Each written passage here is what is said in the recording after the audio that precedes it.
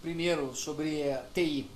Existe uma concentração muito grande do governo no Serp e Dataprev, são duas empresas estatais, e aí, por serem empresas do governo federal, acabam tendo um diferencial competitivo, né, que a gente chama assim, mas a ideia do governo é abrir para cada vez mais players, mais tecnologia, mais competição. A gente fez uma ampla negociação com os principais fornecedores do Estado brasileiro, reduzimos contratos, melhoramos as especificações, tivemos uma redução média de 20% nesses contratos, e a ideia é ampliar, é você criar mecanismos para poder receber propostas, fazer provas de conceito e não ser dependentes dessas empresas.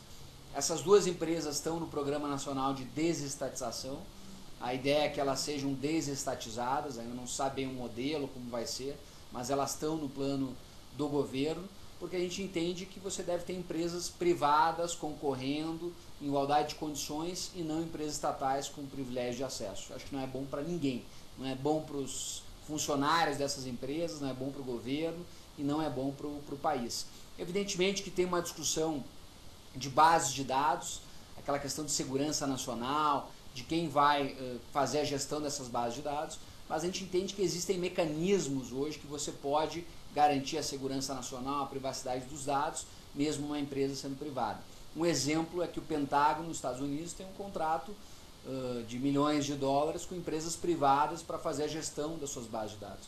Então você pode ter bases de dados que são do governo, mas que elas são geridas ou prestada manutenção por uma empresa privada. E você consegue criar meios de dar segurança para isso e garantir que a propriedade seja pública dessas bases de dados. Então, quando uma dessas empresas forem vendidas, forem desestatizadas, as bases de dados continuarão sendo de propriedade do governo. E o dado de propriedade do cidadão. O governo é apenas um fiel depositário desses dados.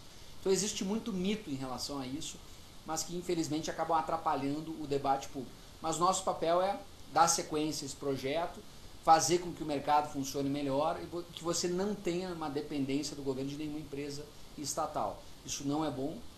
Isso acaba criando, na nossa opinião, mais distorções do que soluções.